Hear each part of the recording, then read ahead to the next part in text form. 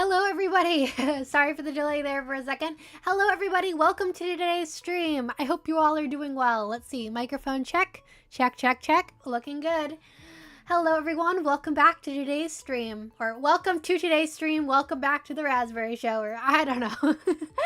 But thank you guys for stopping in today. I'm really excited. It has been like almost 2 years. I feel like at least like a year and a half since we did anything with infaminxy, and infaminxy is currently like not uploading. I don't really know their status, but I really wanted to get through and finish reading their queens, at least like from start to end.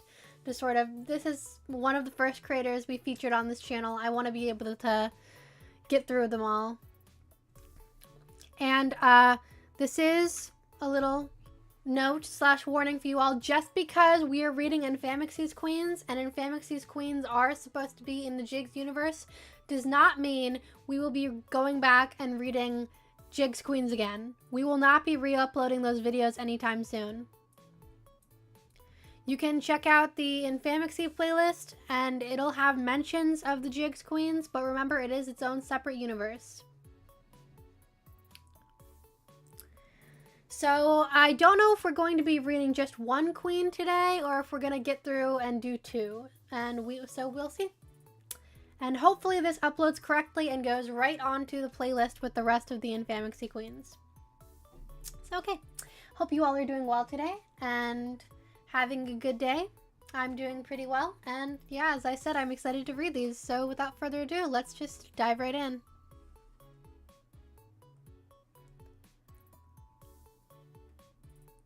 And if you, I know it's been quite a while, so don't feel bad about like not knowing where we left off, or if you want to go back and watch the past videos so you know where we are. I also am struggling a bit to remember where we left off, so we're just going to read it and everything will be fine. Okay, let me see, where do I want to go? Scene B. Let me shrink myself down. Let's see, I think going around right here will be good. Okay, transition.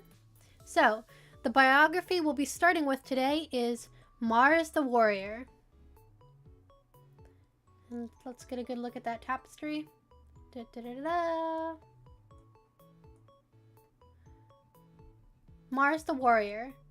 Dainty yet strong, beautiful yet vicious, she was a warrior, and every day she would pick up her weapon and go to battle with fierce as sharp as a pierce. Mars the Warrior, biography. Let's get in here, zoom in, give it a minute to load. Okay, Mars Butterfly, the Warrior. Born 480, died 522, was queen 502 to 522, married to Gulf Ocean Man, children Selena Butterfly, Aerosol Butterfly. Queen Crescenta's first daughter, Mars, was born during a night in the winter of 480. She had her mother's brown hair and lavender eyes, a mix of her father's red and her mother's blue, with a pair of purple shooting stars on her cheeks. Mars's most striking feature, even in childhood, was her love of warriors and fighting. The highlight of her day was as a kid was her royal training with the guards. The biggest idol in Mars's life was Queen Etheria, or her great-great-great-great-grandmother. She saw her as a revolutionary and glorious, and wanted to be just like her when she grew up. Mars's fighting mentality wasn't always as a good thing, though. Many girls wouldn't allow her to play with them, and often mocked her for calling her a sweaty, gross man. And Mars retaliated by punching them in the face or hurting them, which landed her in a lot of trouble. On the other hand, she made friends with a lot of boys, such as Citrine Stone, Curry Forrest, and Adonis Helen, her second cousin. Mars's main dream was to become a knight warrior, and she begged her mother and father to let her train. Hawk was in favor of the idea, but Crescenta decided to wait until she claimed the wand. Sadly, Mars's great-grandmother, Persephone, passed away in the beginning of 489. Mars was struck deeply, as she was rather close with Persephone, but she was able to move on. The wand would come into Mars's hands in 489, and after a few months of sand training, Mars believed it was time to start her real training. Crescenta agreed and let her. Mars's wand, Star Eagle. Mars didn't want just any training from a knight or guard. She wanted to go to an academy. When asking Sir Maximal, he told her about the academy he trained at. It was called King Maya's Academy of Warriors. The school was underwater, off the coast of the Maya kingdom. After discussing it at dinner with her parents, they agreed to let her go, under one condition. She would have to bring a guardian with her, and it was no surprise when she decided to choose Sir Maximal. She arrived at the school after a month of traveling to it, immediately and began training. She learned many martial arts, mastery over many weapons. She specialized in the art of sword and battle axe, among other things. She had also used Etheria's spell to generate a blade of magic with her wand. It was no surprise that Mars was a complete natural at fighting. She would go through at least 30 sparring partners every session, and even beat some of the masters and knights. Another skill Mars acquired was riding certain animals and learning how to use them in battle. She learned how to wield dragons, wyverns, and Sir Maximal even taught her how to weld amethyst sea lizards. During animal training, she bonded with one amethyst lizard in particular, and the masters let her keep it as a pet. She named him Geode. During sparring practice one day, she easily went through her partners as usually, until she went up to Sir Golf Watterson. He put up a rather fair fight, but Mars eventually beat him after slicing dust with a brick in his eye, distracting him, which let her trip him with her blade. The two actually became friends instead of rivals, and Mars was finally excited when it came to sparring class, as she finally had a fair partner. One night, Mars was simply sleeping when she woke up to the sound of explosions and fighting. She ran outside her room to the arena, where the masters and students were fighting monsters. It was obviously a raid, and the monsters had broken in through a roof of the arena, and water was quickly spilling into the building. Mars used a spell to freeze the water so it couldn't leak any further and joined the battle, eventually being able to drive off the monsters. Mars eventually graduated on her 18th birthday in 498, and when she returned she was knighted by Queen Crescenta, and her family was extremely proud of her. After her knighting ceremony, she went to the crypts and to Etheria's statue. She placed the candle on the statue and prayed, saying, "Great Knight Spirit of Etheria, please grant me your great power to the coming years, and in any wars, please grant me your luck to win." After Golf graduated in 500, her and Golf started a romantic relationship, and continued sparring and battling together to retrain practice. Crescenta's health became increasingly worse in the coming years, especially after Hawk's death. Crescenta sadly passed away in 503, making Mars claim the throne, as well as getting married to Golf. Mars also would later grieve over the loss of her sister Waxine, and often would look and act depressed and sad for the next 2 months. Her sadness wouldn't continue for much longer, though, as she conceived her first child in Admir Star of the same year. She later gave birth to her heiress, Selena, daughter of the moon in Lomunion. She was the first butterfly in 400 years with Mystic Two-Toned, which had been renamed Mystic Duo Sono since Queen Lunaria. She also had crescents on her cheeks, but unlike Crescenta's, they were more thick. Mars quickly recovered from Selena's birth, and in only a week and a half, she was back doing royal duties. Mars became pregnant again the next year, and gave birth to her second child, a boy, Aerosol. He had brown hair from Mars, and red eyes from his grandfather Hawk. During the reign of Mars, a lot of female knights, guards, and soldiers started to appear. Of course, there were some after the reign of Etheria, but seeing a second warrior queen boosted the confidence of women even more to become knights. In the winter of 507, Mars received a warning from Queen Anna II Frostwell. Her kingdom had just been attacked by a strong monster from another dimension. Her entire palace had been destroyed, and the rest of the kingdom was in flames. Queen Anna warned that they were heading south. Mars assumed that they would be defeated by the other kingdoms along the way. But when she got another warning from King Watermelon and Queen Cameldia, she began to ready her army. When the monster army arrived, Mars was already there to protect her kingdom. She rose her wand up and shot a flare into the sky, claiming battle. The monsters were using shards of red gemstones, named exocilianel, which made them 10 times more powerful and strong. Exocilianel was one of the multiversal gemstones, a group of rare gems which each represented and embodied a universal aspect.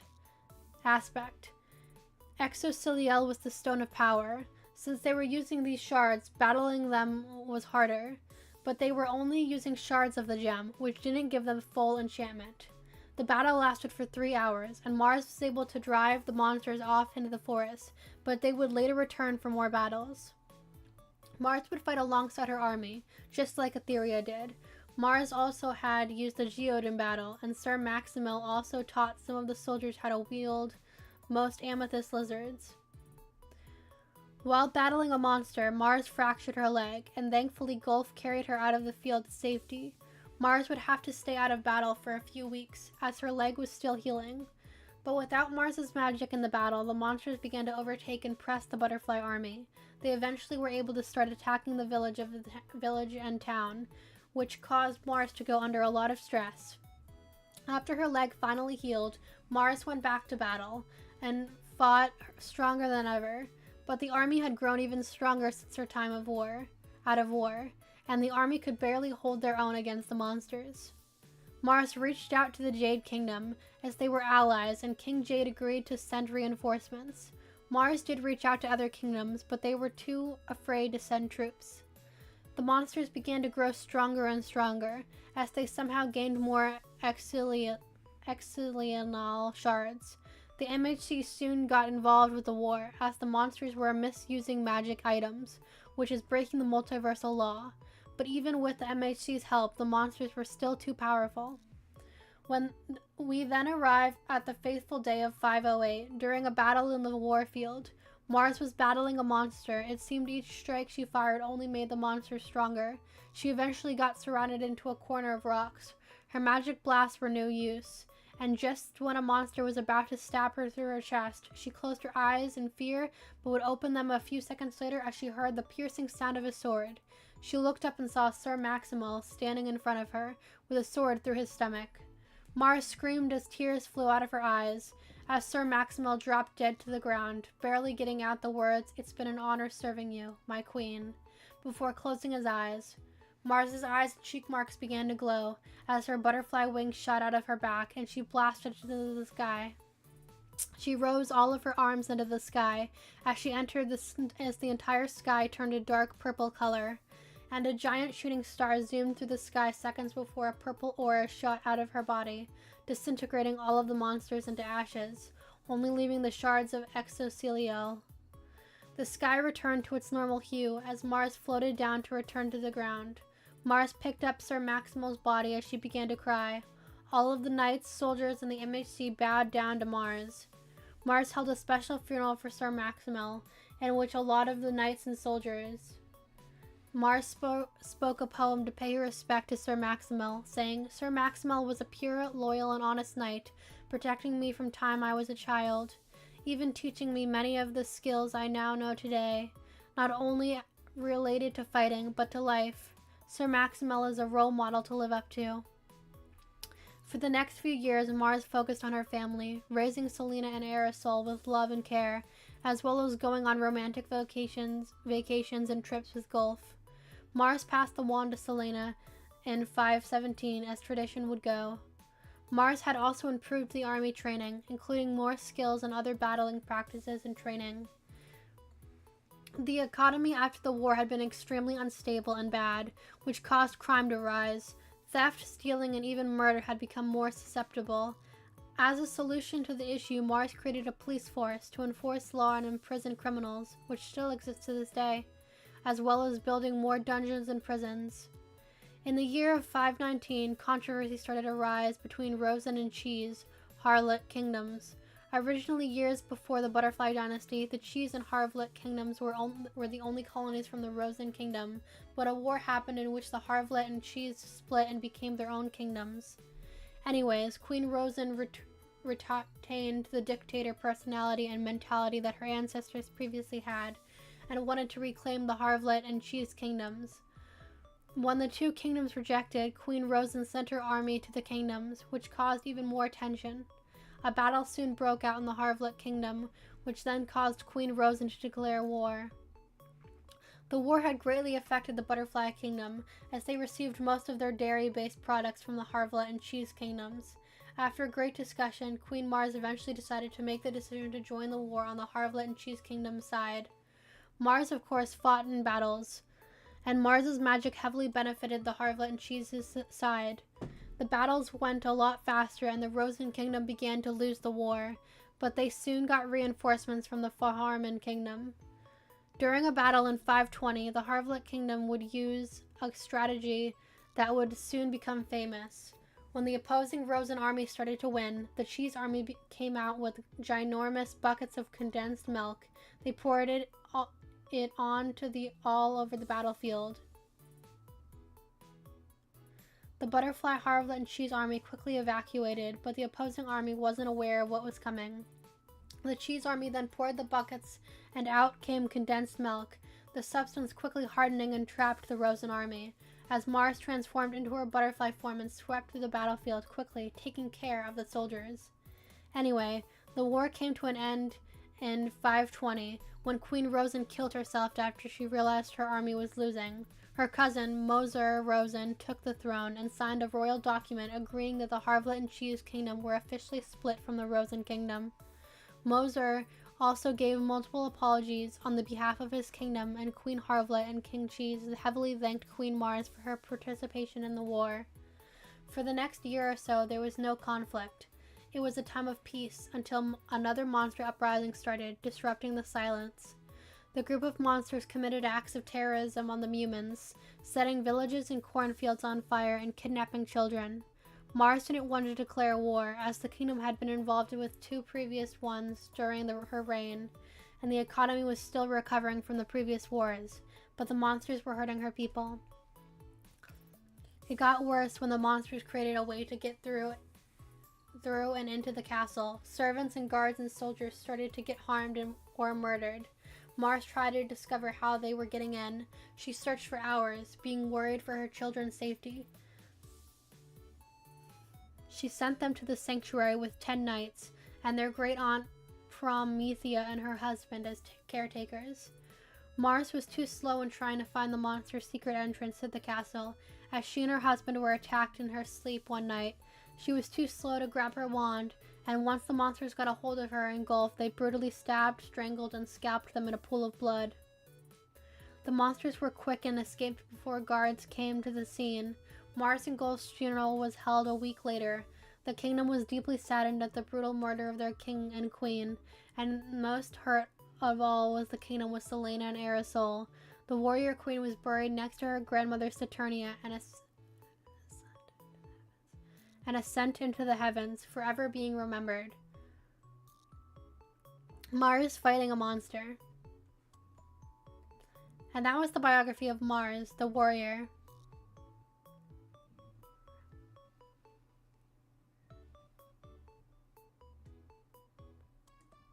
We might actually be able to get through like 4 queens, I don't know.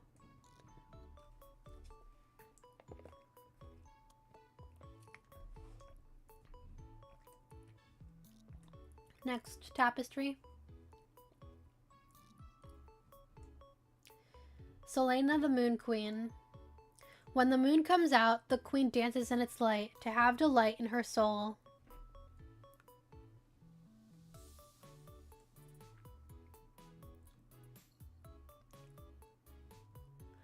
Selena Butterfly, the Moon Queen.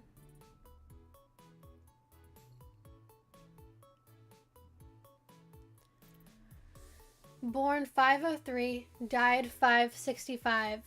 Was queen 480 through 547. Husband Joman Cross. Children Astronomer Butterfly.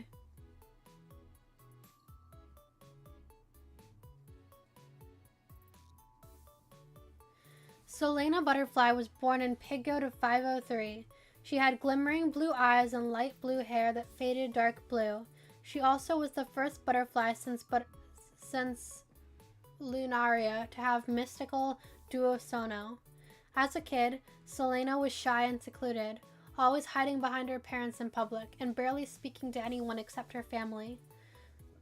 Selena also read a lot. She would ask her mother to take her to the Firefly Library daily and read many books and records from a young age, making her intelligence higher than average. She only had one friend, Charles Cross. They enjoyed going to the library and reading together, since they were both bookworms. It was their way of bonding. Whenever Selena went over to have a playdate with Charles, sometimes her twin brother, Jomond, would play with them. He was also like Selena, shy but intelligent.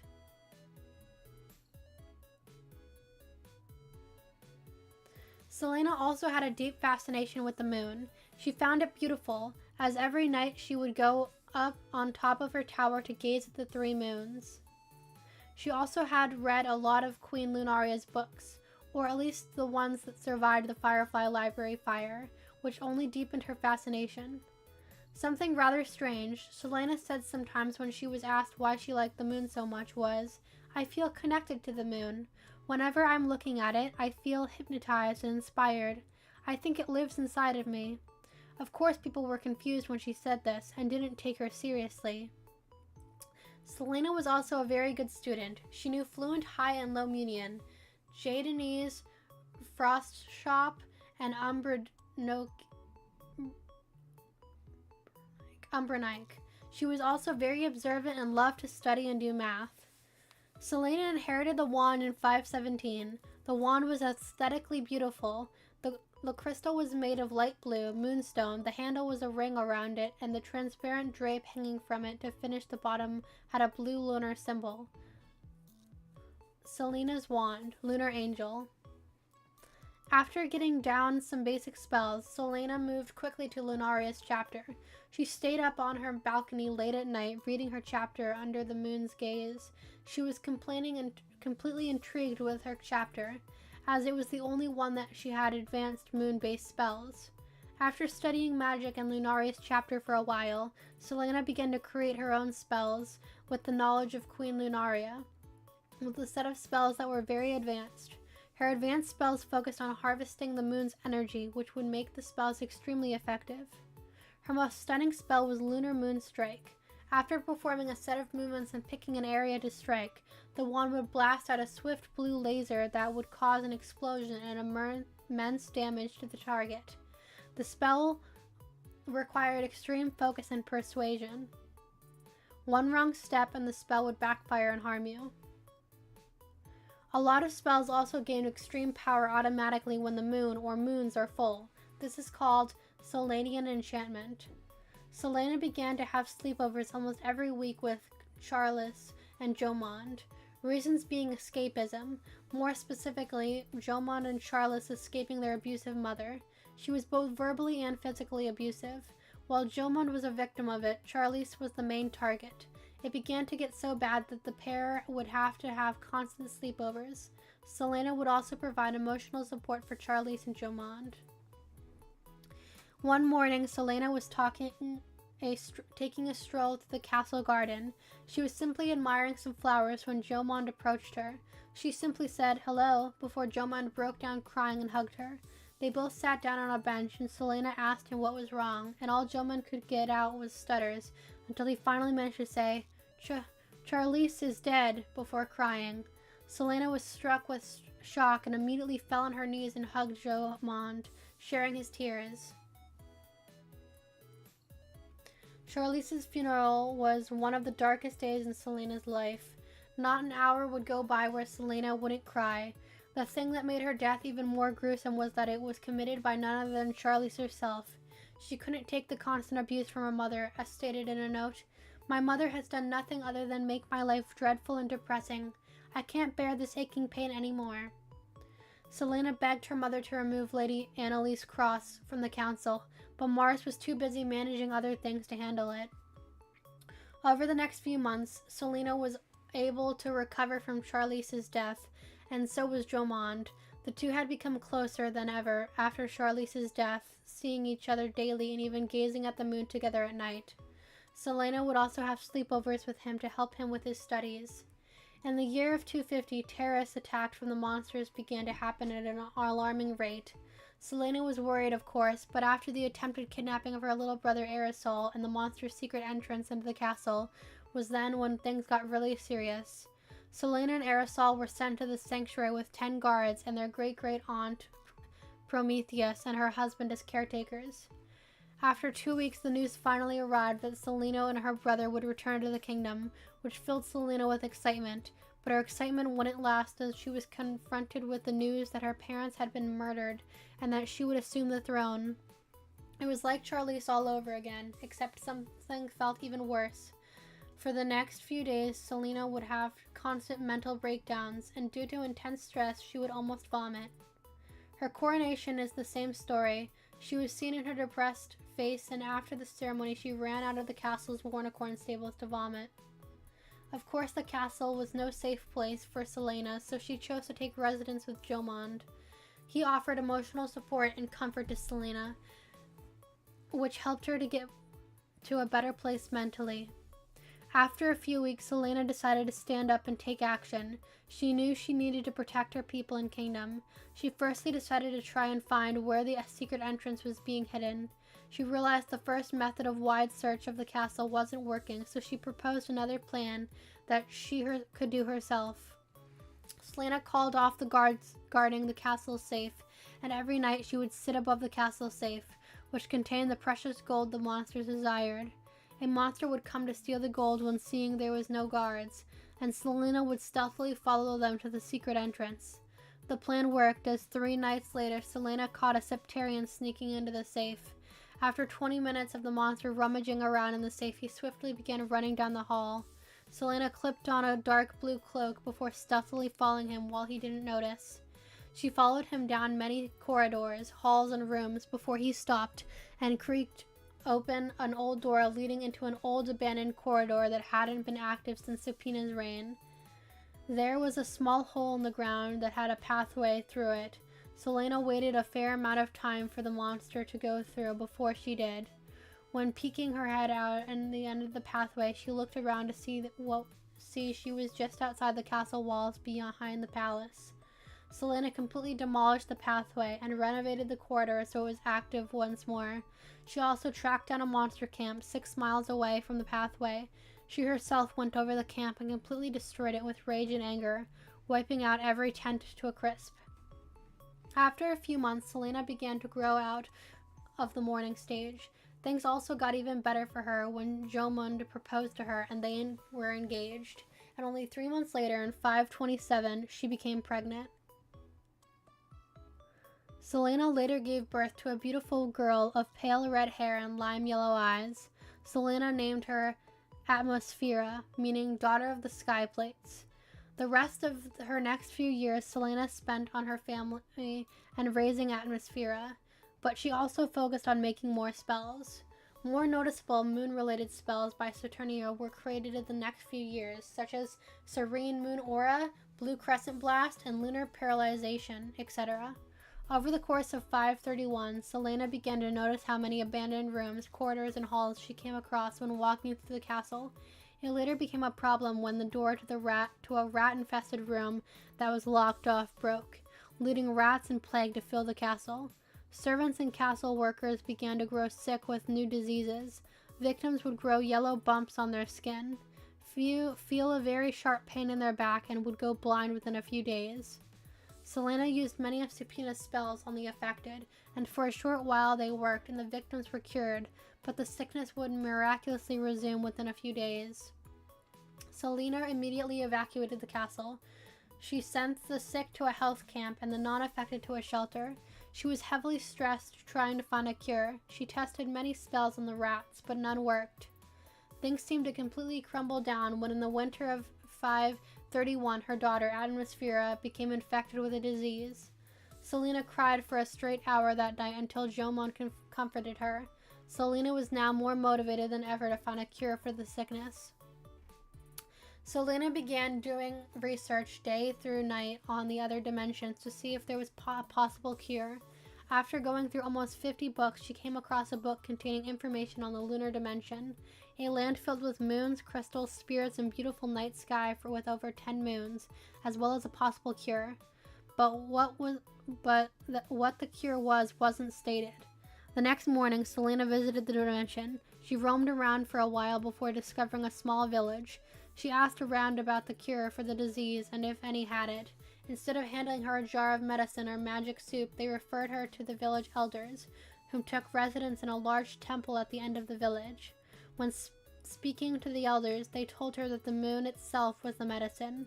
The moon emits an aura, and when magically manipulated, can heal anything.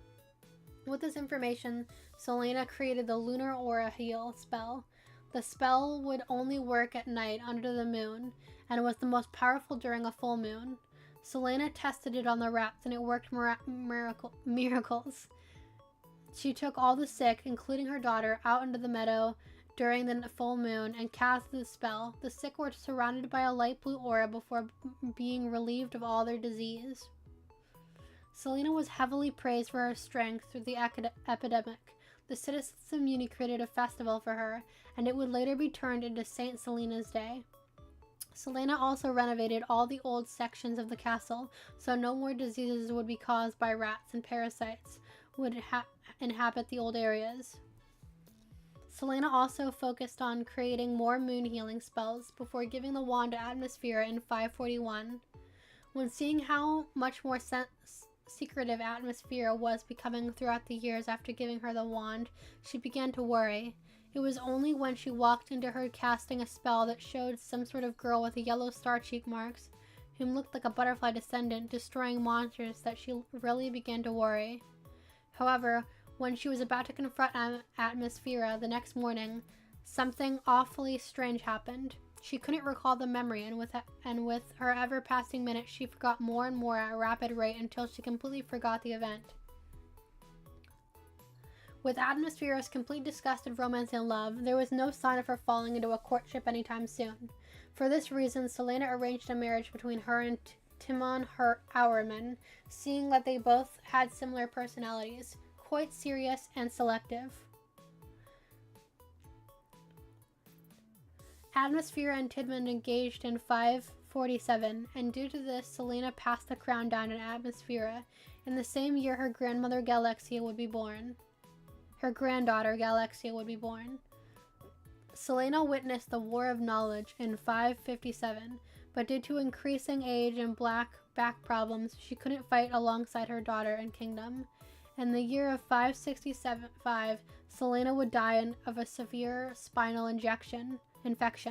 The same day she died, the moon mysteriously lost its glow and the night was dark as ever. Many say it was a result of the moon mourning its dearest spirit. Selena and Jomond at Charlize's funeral.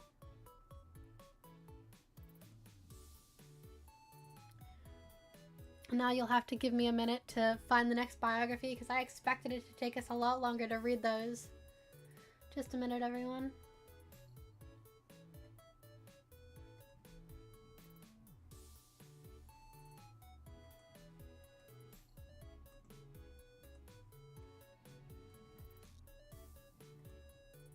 Okay, now for the tapestry. Let's see, we're looking for Atmosphere.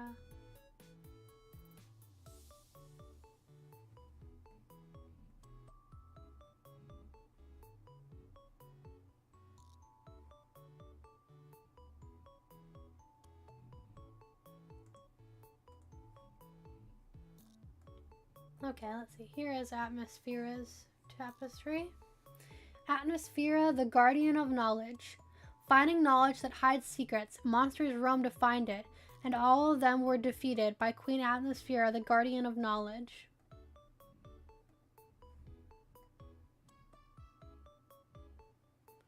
Tapestry.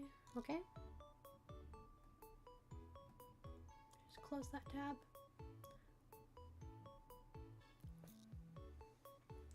Atmosphere, the guardian of knowledge. Biography. This one's gonna be long.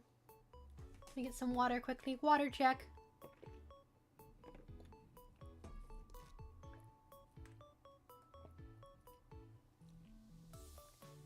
Atmosphere butterfly, the guardian of knowledge. Born 527, died 572. Was Queen 547 through 565. Married to Timon Howerman. Children, Galaxia Butterfly. Atmosphere Butterfly was born in the night of 527. She inherited her father's looks with red comets on her cheeks. Her name meant Daughter of the Sky Plates in Hymunian. Like her mother, Atmosphere was an intelligent child, always reading and studying. She had insatiable thirst for knowledge, always striving to learn more and more. Atmosphere and her mother were rather close. They would constantly take trips to the Firefly Library together, and Atmosphere would start to join her mother on her trips to council and MHC meetings at the age of 5. During her trips to the Firefly Library, Atmosphere began reading about alternate universes and time. She found the books written by her 14th times great-grandmother, Skywind, Queen of Hours, to be the most informative and interesting. When seeing how interested her daughter was getting in alternate universes and time, Selena reached out to Omnitrax's Prime to give her some lessons on the matter. Sometime after meeting Omni, Selena and Atmosphere would go into the planes of time and view the crystal shields of interwoven continuum to view alternate realities, which only strengthened Atmosphere's love for it. Over time, Atmosphere's love for alternate reality led her into reading about clairvoyance. She began to grow curious about looking into the future. She began to grow curious about looking into the future, and she began to think about how Muni would look 10 years down the line, or 20, or 5, or a century later. She also began to wonder about her descendants and the future queens of Muni. She began to have very deep thoughts. I think we've all had them at one point. During a nice shower, all of a sudden we start thinking about the meaning of life or how the universe was created. But Atmosphere started to have these thoughts more often than usual, and they were mostly about the future of Muni and the Butterfly Dynasty, or how Muni would come to its end. A few months before her wand coronation, Atmosphere began to form a friendship with Healthman Emery, a witch in training from a newly founded witch/warlock academy in the Potter Kingdom. She was rather promiscuous, but nonetheless extremely knowledgeable and intelligent. She was taking a year off from the academy to relax, as she was already far ahead in her classes. The two originally met at the Firefly Library before meeting on a daily and having an in-depth conversation about magic and their studies. Atmosphere's wand. Finally, in 541, Atmosphere inherited her family's royal magic wand. It transformed into an extremely long scepter, with the middle of the wand bell being an eye with a sharp pupil and iris. Atmosphere proved to be rather strong and precise with the wand, barely messing up any of her spells, and keeping a good stance. She seemed to be rather serious when it came to magic, not goofing off at all. She quickly advanced to spells such as Skywind's practicing time magic. She was always interested in the history of the past queens, and wanted to witness events in their life, so she could be the best queen possible. After a solid 6 months of practicing and studying time magic, Atmosphere created a spell to witness any event in the past as it was. The spell required an object related to the event or person. It would be thrown into a fire, and after reciting the words in Hymunian of the spell, the flames would show the event. She named it Flames of the Past. Healthman also helped her with her spells, suggesting she use magic herbs, crystals, and certain phrases to make her spells stronger and more specific. Atmosphere began to practice this spell a lot, and recorded and wrote all the events she viewed into a notebook. From Queen Mariposa to her mother, Atmosphere viewed a lot of historically known events and got the truth out of them. A lot of the knowledge had been lost to the Firefly Library, but Atmosphere was recovering years of lost knowledge, information, and some not even known. I was quick to warn Atmosphere about the dangers of knowledge that had been forgotten or not known. She could accidentally stumble across a hidden secret that could change the fate of Muni, or a gruesome vision.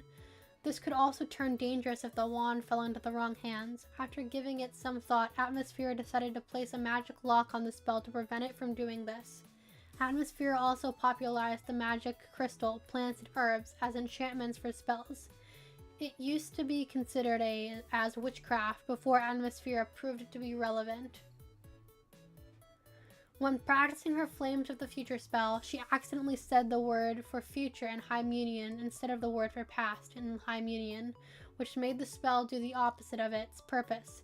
It showed the future. A vision of a young girl with pink hair crying in a dark room appeared in the flames before Atmosphere immediately shut off the spell and threw her wand across the room. After a day of shock, Mia and Atmosphere discussed what she saw. Atmosphere revealed that while she was shocked, she also was curious and wanted to go in deeper and continue to make spells to show the future. I agreed to let her, as long as she agreed to let me put an enchantment on the wand, preventing her from seeing anything too deep or revealing, and that she couldn't tell anyone, and it had to be a complete secret, which she agreed to. The main spell she used for her clairvoyance was Eye of the Future. It was very similar to Eclipse's All-Seeing Eye spell. The spell could project a red eye that would show the vision.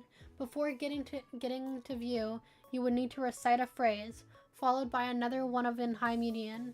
An inferno would form around you before disappearing and projecting the event.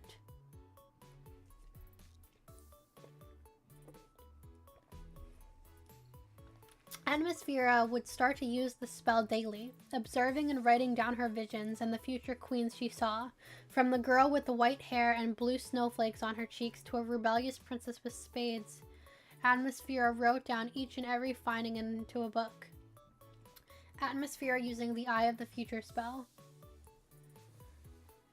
Atmosphere began to notice that the next age of Muni would enter would be full of darkness and despair, full of disasters and tragedy, which deepened her fascination even more. Every day that passed, she would dig deeper and deeper. Atmosphere had already been quite serious and stern, but she had grown more mysterious, secretive, and intimidating with her visions.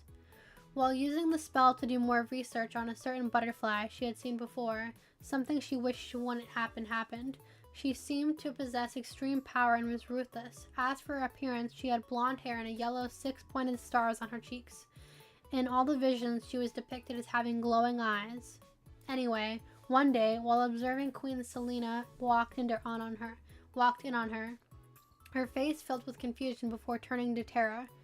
Before she simply closed the door and left, Atmosphere quickly consulted Hellmouth about something to help her mother forget the event, and she gave her the recipe to a potion that would make her mother forget about the course over the course of 2 hours. Selena put the potion in her mother's late-night tea, and the next morning her memory of the event went completely blurry before disappearing altogether. Stepping into her personal life a few days after her 18th birthday, Selena announced to Atmosphere that she would have an arranged marriage with Tinman Hourman. Atmosphere was furious. She hated the idea of marriage, although that would quickly change in a week's time. Atmosphere and Tinman grew rather close to each other. They each had similar personalities and found similar interests. After a year of friendship, they eventually grew closer into a courtship before getting married in 547, earning Atmospheria the crown. Atmospheria's crown.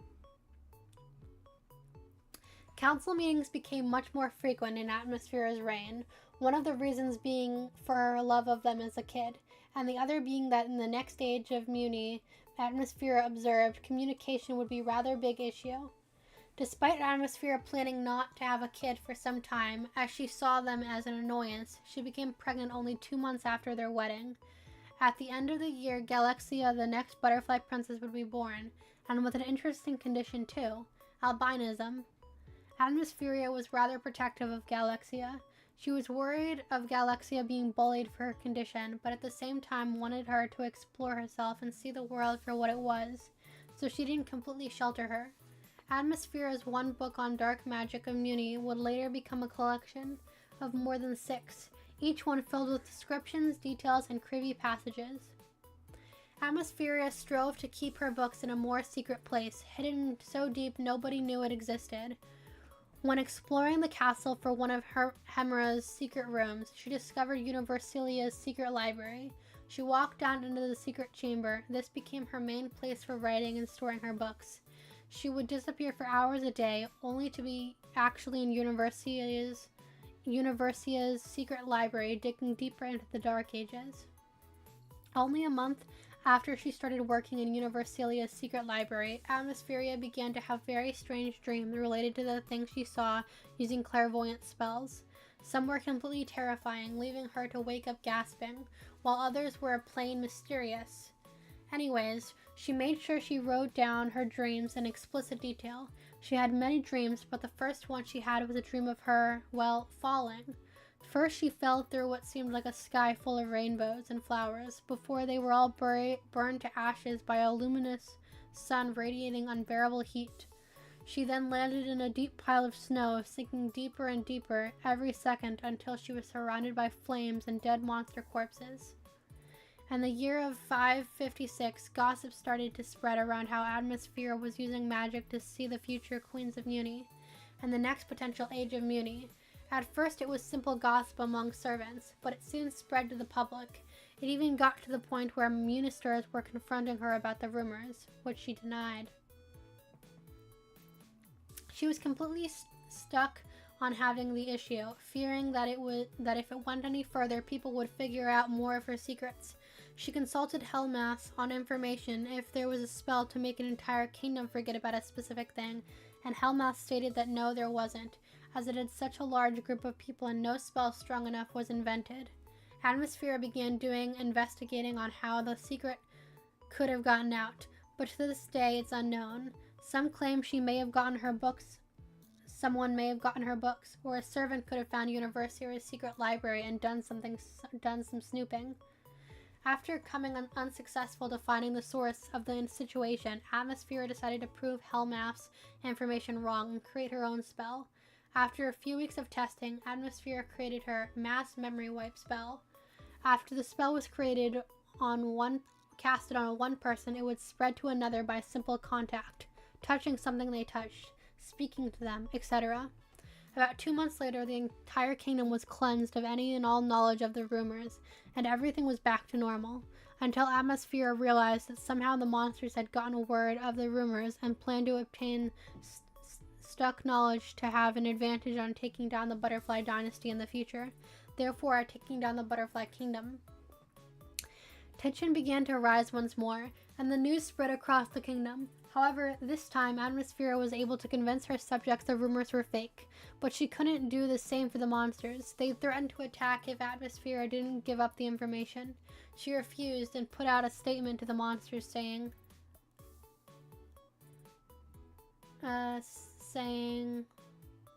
oops, I lost track, where were we? Saying, if you dare to attack, I will unleash yet another monster genocide and slay any and all who dare to fight, and defeat any monster who steps foot in the butterfly territory, such as my ancestors did. Her statement worked for a slight while, but in the beginning of 557, a rogue group of monsters attacked the Firefly Library, thinking a book containing some of the Atmosphere's future knowledge would be there. They tore apart the entire library and murdered everyone in their way, including Lord Hydra's Firefly and one of his daughters, Libriana. This was simply too far for Atmosphere and the Council, and after days of discussion, Atmosphere claimed war on the monsters. The rogue group of monsters was traced back to the large army of monsters, with their general being a Dryad, the type of monster hadn't been seen since Scorpius's reign, as over 80% of the entire species was killed in the war in her reign. The general's name was Chexon, and he was relentless and had no mercy, and he rules his army with an iron fist.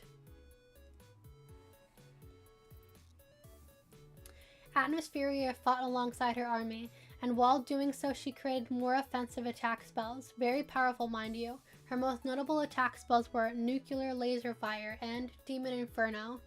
5 months into the now named War of Knowledge, the monsters committed a horrific terrorist attack. They sent fire to a local psychic shop and murdered all of the fortune tellers and workers. Laying their bodies outside the shop as well as giving up the knowledge was written on the outside of the shop in the fortune teller's own blood. Atmosphere decided to give them a taste of their own medicine, and then the next morning the monsters woke up to a pile of dead monster corpses in the middle of their camp, as well as decapitated monster heads hanging on top of the tents. After about a year of battles, General Chekson realized that he was getting nothing out of the queen.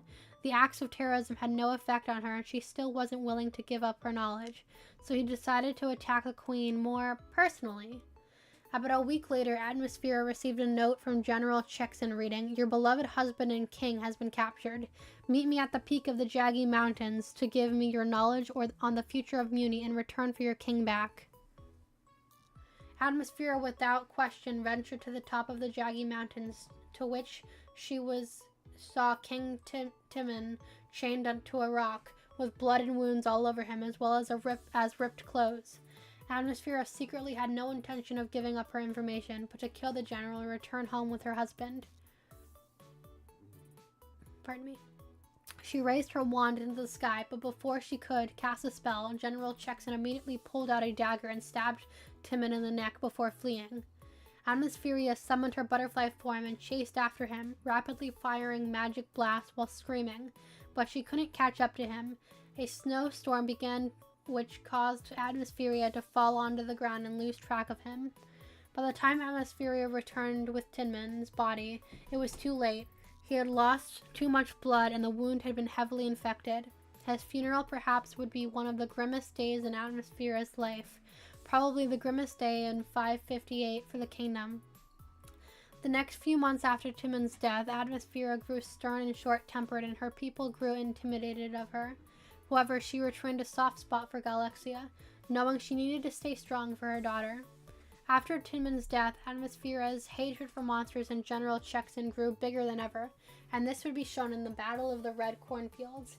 Atmospheria and her army set out for battle, and when on the battlefield, Atmosphere rose into her butterfly form and completely destroyed any monster she saw, blasting them into the pure ashes, sending them to hellfire or beheading them with a magic sword. Due to Atmosphere's extreme magic use, over 2/3 of the General Chekson's army was gone.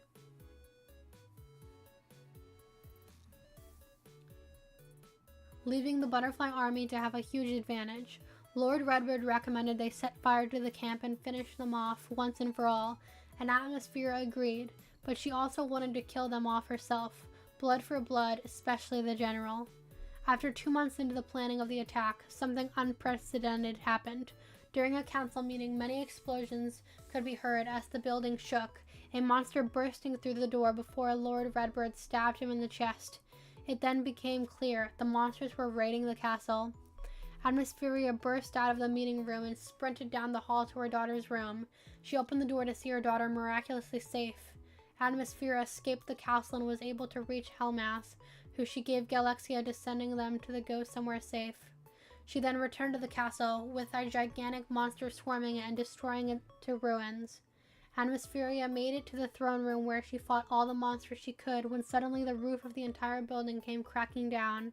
She was able to use a bubble shield spell to protect herself. When rising up out of the debris, she saw that all of the other monsters she was battling suffocated under the debris. Although in the corner of her eye she spotted him, the general standing among the tower viewing the chaos and fighting. Atmosphere immediately rose up into her butterfly form and flew over to the top of the tower, meeting face to face with the general. The two battled among the tower top, with Atmosphere firing every dangerous spell and Chekson dodging each one miraculously. General Chekson began sprinting towards Atmosphere with a dagger when she used her Hellfire Blast, setting all of his skin set on fire while blood gushed out of his eyes, causing him to fall off the tower to his demise. When the announcement that Lord Chekson had died came out, the small amount of monsters in his remaining troop were never to be seen again.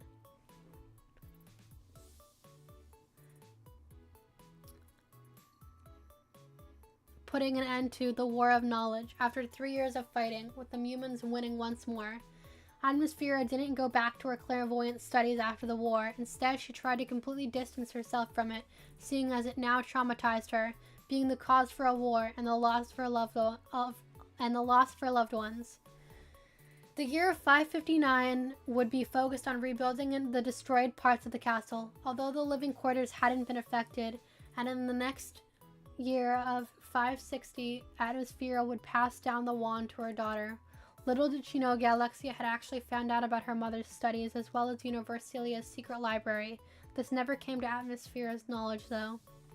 In the year of 565, Selena died, shortly after Atmosphere's 30-year friend Helmuth died in a witch hunt. Both of these deaths set Atmosphere's into a feeling of extremely lonely and depressed. If it weren't for Galexia, Atmosphere might have full-on spiraled. After grieving both of their deaths respectively, Atmosphere fell into a depression. She felt numb and bored constantly.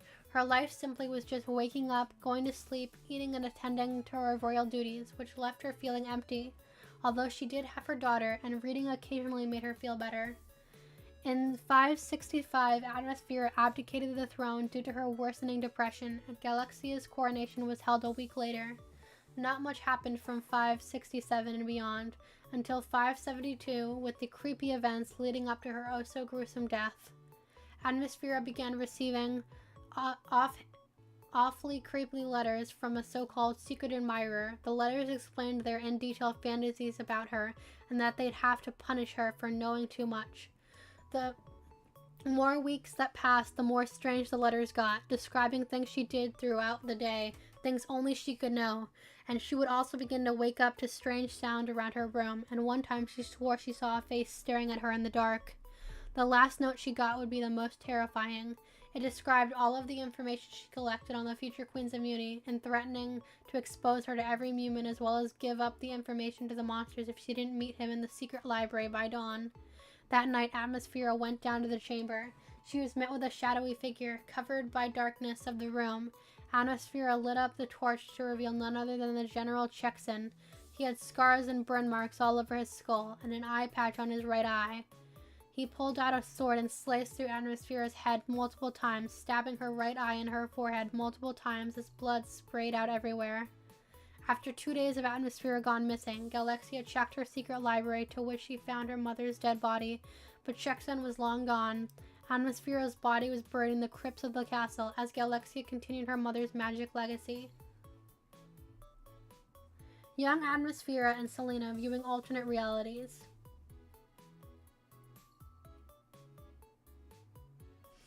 And that was the biography of Atmosphere, the Guardian of Knowledge. And I think we got through a good 3 biographies, and that's where we're going to end it for today. Yay! Oh my gosh, these biographies were a lot darker than I expected. And that one Harry Potter reference just threw me off. I was like, oh my gosh. Let's see, can I? But those were enjoyable and quite well written. I hope you all enjoyed. Sorry, I gotta stretch. So thank you guys for listening. I hope you enjoyed, and I'll see you all tomorrow for the Minecraft YouTube reading. And yeah, thanks guys. See you all next time. Hope you enjoyed today. And have a great rest of your day. Bye bye bye bye bye bye bye bye bye bye bye bye.